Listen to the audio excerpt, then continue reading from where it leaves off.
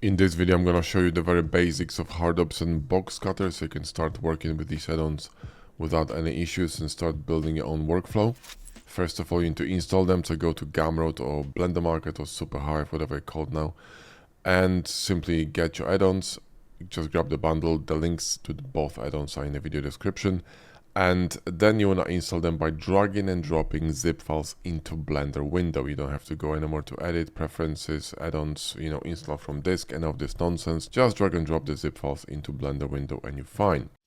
Now, I advise you to install Hardops first and Boxcutter second, because when you press Alt-W to enable them and toggle in between them, you'll enter Boxcutter first. And the reason why this matters is because you can use Q menu from Hardops in Boxcutter mode, but when you switch to Hardops, you can't use D menu from Boxcutter in Hardops mode. So mostly you're going to be working in Boxcutter mode, and therefore you want to have it installed second, so it's going to be down on the list underneath Hardops. Make sense? Cool. Now, basic settings, very simple. Go here to Hardops icon, press on this star, enable Auto T panel, Boxcutter notifications. A lot of guys are asking me about this one, and also Q menu prefixes. Now, Boxcutter notifications, what it's gonna do is going to display stuff underneath your model when you're cutting. So when you're using Boxcutter, that's Boxcutter notifications. And Q menu prefixes, in Q menu you will see these letters that will allow you to press a letter in order to run a tool. So for example, Q and W is going to run a bevel, right? That's how it works. Cool, awesome. Now Boxcutter is really simple. All you need to do is go here to input and enable right mouse button to cancel. That's the only option I'm using, and that one, what I will do, if I go to D menu and change from Boxcut to Ngon, I'm gonna be able to cancel a very complex Ngon cut with one click. So right mouse button, right, to cancel this. So if that's your jam, enable it and you're gonna be peachy. Now let me show you the very basic tools, the tools I'm using every day, like in 95% of cases when I'm modeling. So the first one's going to be bevel, obviously. So select your model, Q, and go to bevel, and at the bevel, and occasionally you will see there's going to be a chamfer, not the bevel. That's simply a different profile. So press 1, 2, 3 to switch between profiles, and you can also press Z to toggle on and off the wireframe. And that's it. And if you press H, you can see all the options that you can use with bevel while you beveling. So it's quite a lot of them, right? Cool. So now adjust your bevel, click with your left mouse button, and you're done. Now, Hardops by default, same with Boxcutter, will add automatically smooth by angle to your mesh, and it will set your miter outer to arc by default. So you don't have to think about it or do it. You're just good to go. And that's about it. Now, we still have shading problem. We need weighted normal modifier. So go to Q menu, that's a Hardops menu. Hover over this menu and you will see additional options. Press Alt and click on Sharpen to add weighted normal modifier, and it's going to be added at the bottom of the stack. And the reason why this happens is because both Hardops and Boxcutter are going to sort modifiers for you. If you go to Control-tilde menu, you can actually, under workflow, adjust what modifiers are being sorted and whether you want them to be sorted or not. And the same you can do in Boxcutter when you go to behavior, and you can see here you can do the same thing. Now, I wouldn't touch these. By default, they set in a way to make your workflow as smooth as possible and as easy to use as possible. So, once you understand a bit more about these add-ons and how they work, then you can dive deeper. And by the way, if you do want to learn more about these add-ons and you want to learn how to really use them properly, then grab our course, The Ultimate Guide to Hardops and Boxcutter 2.0, which dropped recently, and it's the only complete source of knowledge on these add-ons. It's just phenomenal. It will teach you all the menus, and I mean all the menus, all the tools, and also there's a full-on workflow where we're going to be modeling the sci-fi truck. There's also an advanced section that's going to teach you all these, quirks here and kind of hidden menus that are really, really powerful and could be beneficial to your workflow, okay? The link to the course is in the video description and in a comment pinned under the video. Now going back, so that's the very basic, right? Now let's go and cut this, right? So if you want to cut your mesh, press D, and by default you're going to be in box cut mode, and here you're going to be in a cut mode, which is basically difference boolean. So if you're going to click and drag your mouse and then release it and then drag it down, you're going to be able to cut your mesh with a boolean. Now you can do a lot of things with booleans using Boxcutter. You can, for example, pause it, so you can drag it and press tab, and now you're going to see these dots. You can adjust your boolean the way you want it. You can move it. You can press G and hold shift to move it on the same plane. You can scale it, you can rotate it, you can do all kinds of things, and you see all the menu, all the options are here in the bottom. It's quite a lot of them, right? Now the main thing that you're going to be doing is going to be beveling, for example. So you can drag a boolean, drag it down, press B for bevel, and you can move your mouse to the left and to the right to create a chamfer, and to the left and to the right again to create a bevel. You can scroll your mouse up and down and see how many segments you're adding, and this Boxcutter notification menu here is going to tell you what's happening, right? You can also change solver by pressing Alt-E between fast and exact if you need it, so it's really easy to control solvers as well. Cool. Now, next thing that you can do is you can change cutter to a circle. So click here on a circle, so D and circle, and you can draw a circle. And while you're drawing the circle, hold shift and scroll your mouse up and down to adjust number of segments. You can go all the way down to a triangle, press B for a bevel, for example, and create, stuff like this. And you can see number of the verts on the circle here, right? Cool. You can also preset the number of verts on that circle. If you go here and, change the number, so let's say 24, right? And I'm going to be now drawing a circle with 24 verts, okay? Easy. Cool. Now, another thing you can do is you can change cutter type on the fly. So if you run a cutter and you press X, you can swap between different types of booleans. That's a slash boolean, that's an intersect boolean, and that's an inset boolean. If you press T for solidification, you can actually adjust the thickness of the inset, which is really cool. There are also other booleans, like for example, union boolean. So if you press J, you will create union boolean. Then you can press E to extrude it up and down like this, and space to confirm, and then Alt click on sharpen to move the weighted normal down to the bottom. There was a change in Blender 4.4, and the weighted normal modifier is actually sometimes jumping above bevel or above smooth by angle, and you need to adjust it by simply, going to Q and Alt clicking on sharpen. I'm pretty sure they're gonna fix it soon. And that's the very basics. And now the third cut that you're going to be using is an Ngon cut. So go to D menu, click on an Ngon, and the way Ngon works is really simple.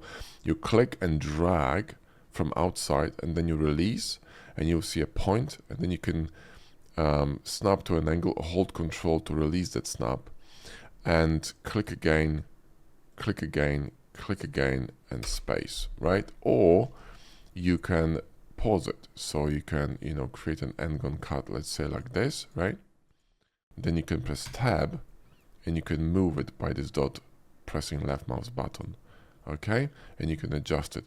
And the Ngon cut has the same features like B for bevel, for example, shift T for taper, T for solidification, V for array, and even 1, 2, 3 for mirror, okay? So there's a lot you can do with cutters.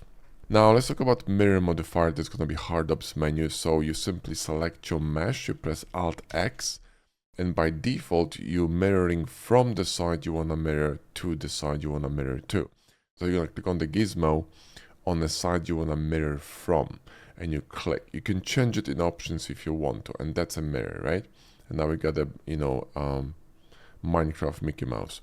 Well, there you go. Now, if you want to apply the modifiers, the best way to do this is go to Q and Alt click on Ever Scroll, which is going to use Smart Apply, or go to Operations and click on Smart Apply.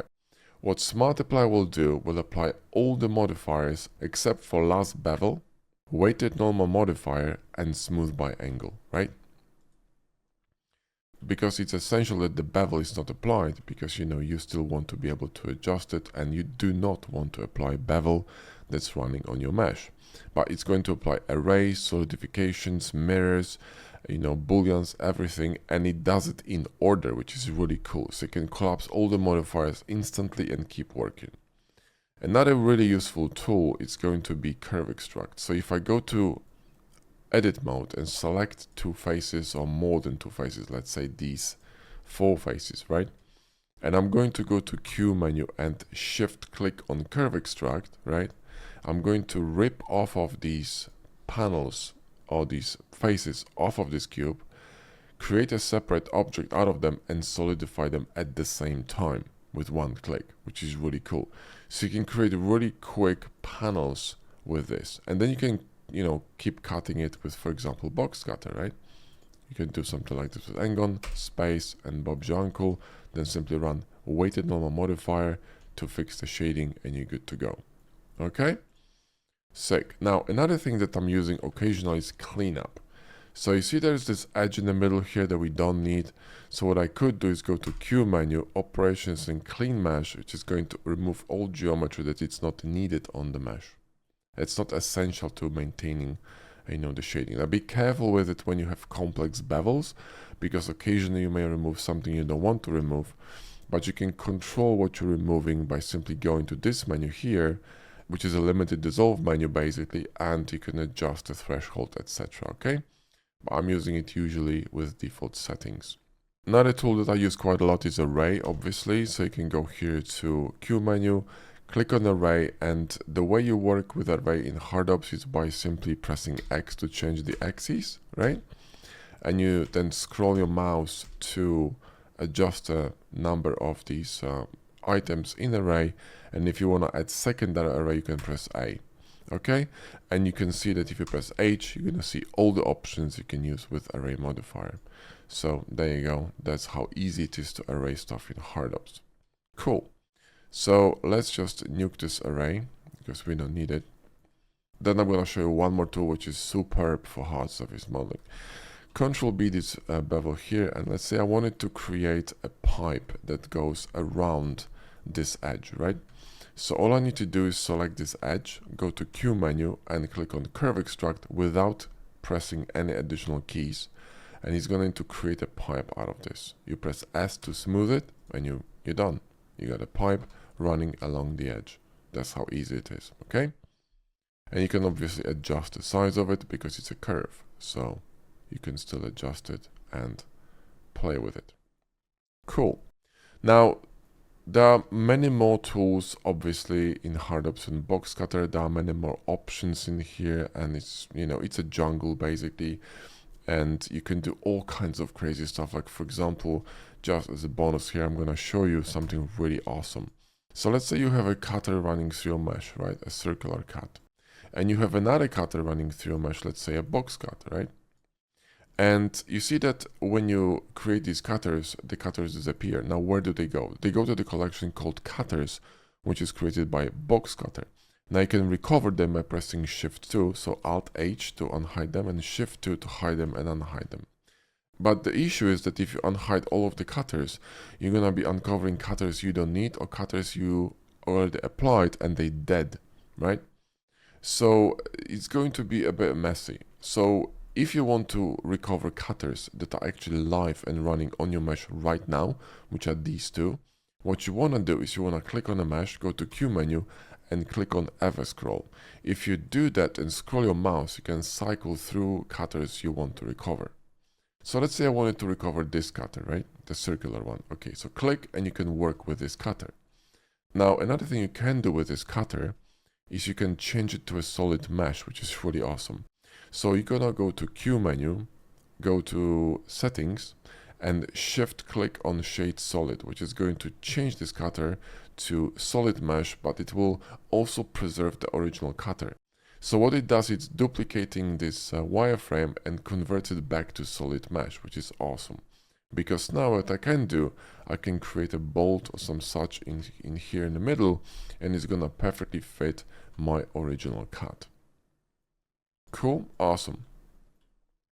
So, you know, there's quite a lot of other tools in here and menus and options. And by the way, this Q menu is gonna change when you go to edit mode, because you'll have different options in edit mode, different options in solid view, different options in sculpt mode.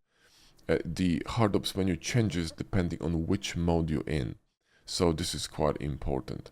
So, you know, again, these would be the very basics of Hardop's and Boxcutter. That's how you can get started and understand how it all works. And then you can slowly discover other menus and, you know, and tools. But again, if you want to do it in the most efficient way possible, simply grab our course, The Ultimate Guide to Hardop's and Boxcutter, because this course will teach you literally everything you need to know. So you can pick all the tools that you need or like and build your own workflow based off of this. And since, like I told you, this course is the only complete source of knowledge on these two add-ons on the market right now, it's the best way to go about learning them. And the link to the course is in the video description and in a comment pinned under the video. Anyway, that's it for this video. Thanks for watching, and I hope you learned something useful, and I hope you're going to start having some serious fun with Hardop's and Boxcutter. And if you do, hop on our Discord and, you know, drop your stuff in the art showcase chat. We have a lot of people on our Discord, about 8,000 of them, so, you know, there's quite a buzzing place to be. You can ask questions, show your art, keep networking with people, etc. So it's a fantastic place to join. Well, anyway, that's it for the video. Thanks for watching, and I'll see you in the next one.